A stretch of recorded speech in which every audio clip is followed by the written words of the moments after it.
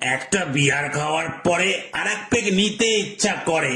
এখন চোখে আবজা দেখছি দাঁড়িয়ে দেওয়াল ধরে। তোর জন্যই তো হলো, একটা বিয়ার খাবে বলে এলো, তারপর দেখি ওল মগের বন্যা বইয়ে দিল। বন্যা এরামি হঠাৎ আসে, আবার তন্দুরিটা ছিল পাশে, তার উপরে অলমাগেতে বরফটা যখন ভাসে। সময় হলো অনেকক্ষণ, বাবা 10টা করেছে ফোন, সোজা এবার বাড়ি চ, আমার কথা শোন। চলেই যাবো বাড়ি, তুই বার কর না গাড়ি, তার আগে আমি একটু মাইনাসটা জারি। গাড়ি করেছি বার, আমি দাঁড়াতে পারছি না আর, যাবি কিনা বল, নাহলে আমায় একাই ছাড়। আই ডোন্ট লাইক তোর বন্ধ করতো মাইক, একটু দেখি পিছিয়ে বস, তোর ভাই চালাবে বাইক। ওরে আমার ভাই, এই মোড়টা অব্দি যাই, তারপর তুই চালাস, চিন্তা কোনো নাই। আমায় দিচ্ছিস ফাঁকি, এখনো চাটের পয়সা বাকি। ভাই একটু দেখ তো মালের গন্ধ বেরোচ্ছে নাকি। না না, গন্ধ বেরোচ্ছে ফুলের, ক্ষমা নেই এই ভুলের। চুপচাপ তুই বাইকে বসবি নাকি ধরবো মুটি চুলের? এমনিও গন্ধ যায় না নাকে, যে নাকি খেয়ে থাকে। এ বাবা, পা কেন ঢুকে যাচ্ছে টায়ারের ফাঁকে?